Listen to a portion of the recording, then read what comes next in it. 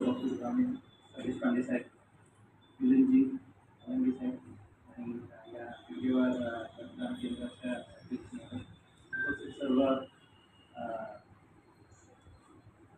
आमच्या सत्ता संस्थांना शुभेच्छा कौतुक करण्यासाठी आलेल्या त्यांच्या पूर्ण परिवार सर्वांना नमस्कार.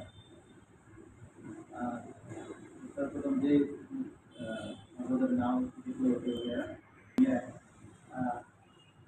100 कनेक्शन 100 जन्मठेप.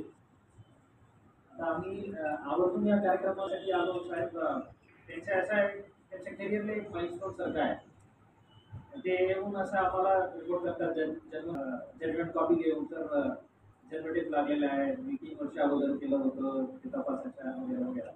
आणि आमच्या वेगळ्या वेगळ्या लेवलचे रिवॉर्ड सिस्टम आहेत. एकदा SP लेवलला असेल, आयला असेल किंवा मॅडमला ते महिन्यात म्हणून आणि जन्मठेप लागलं म्हणजे ते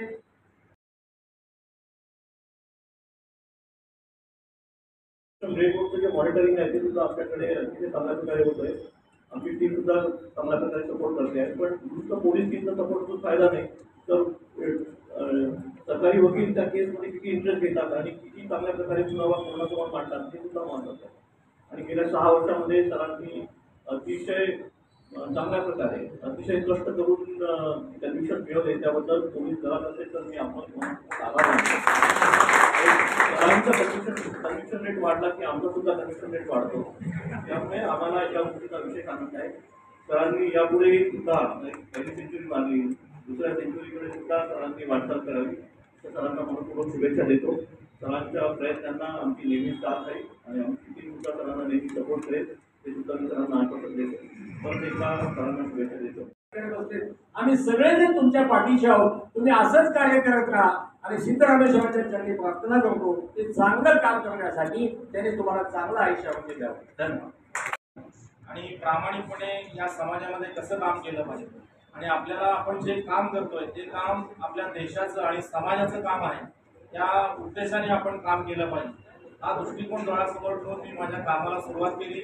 आणि ज्या वेळेला मी प्रॉसिक्युशन म्हणून काम करत होतो त्यावेळेला सर्व पोलीस अधिकाऱ्यांचं मला बहुमोल सहकार्य लाभलं आणि त्यांच्या सहकार्यामुळेच या ठिकाणी आज मी एवढे 100 जन्मठेप आणि 2 फाशीच्या शिक्षा गाठू शकलो.